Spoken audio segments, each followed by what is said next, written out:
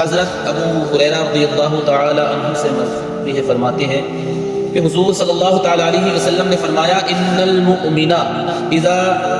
اذنب كانت نقطة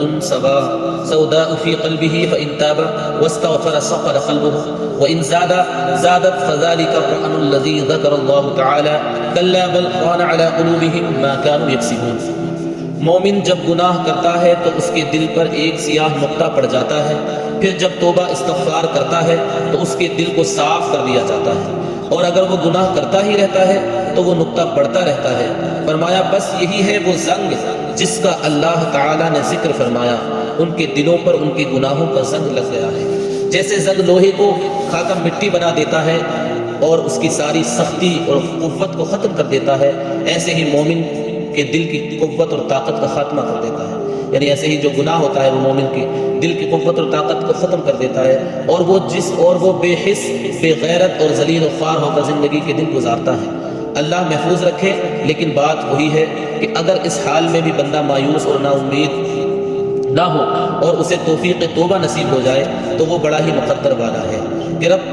بڑا ہی مہربان ہے، اس کے لیے گناہوں کی سیاہی کو دور کر دینا اور نیکیوں کے نور سے دلوں کو منور اور روشن کر دینا ہرگز دشوار نہیں۔ میرے پیارے آقا صلی اللہ تعالی علیہ وآلہ وسلم کے پیارے دیوانوں، آدمی دل کی تسکین ہی کے لیے سارے کام کرتا ہے، جبکہ دل کا سکون گناہوں سے غارت ہو جاتا ہے۔ اس لیے کہ جب بندہ گناہ کرتا ہے تو دل پر سیاہ نقطہ کر دیا جاتا ہے۔ اب اس سیاہ نقطے کا علاج دنیا کا کوئی ماہر ڈاکٹر یا طبیب بھی نہیں کر سکتا، بلکہ اس کا علاج صرف توبہ میں موجود ہے کہ بندہ جب مغفرت کا طالب ہوتا ہے اور توبہ کرتا ہے تو اللہ عز و جل اس سیاہ نقطے کو مٹا کر روشنی میں تبدیل فرما دیتا ہے، بلکہ سچی توبہ کی وجہ سے اللہ گناہوں کو نیکیوں میں تبدیل فرما دیتا ہے۔ جیسا کہ حدیث پاک میں حضرت ابو ذر غفاری رضی اللہ تعالیٰ عنہ سے روایت ہے کہ میرے پیارے آقا صلی اللہ تعالیٰ علیہ وآلہ وسلم نے فرمایا یؤتی بالرجل یوم القیامہ، قیامت کے دن اللہ کے دربار میں ایک شخص کو پیش کیا جائے گا، فیقال اعرضوا صغائر ذنوبہ، تو کہا جائے گا کہ اس کے صغیرہ گناہ پیش کرو، وتعرض علیہ صغائرها، تو اس کے سامنے اس کے چھوٹے گناہ پیش کیے جائیں گے، وتخفى کبائرها، اور کبیرہ گناہوں کو چھپا دیا جائے گا، ویقال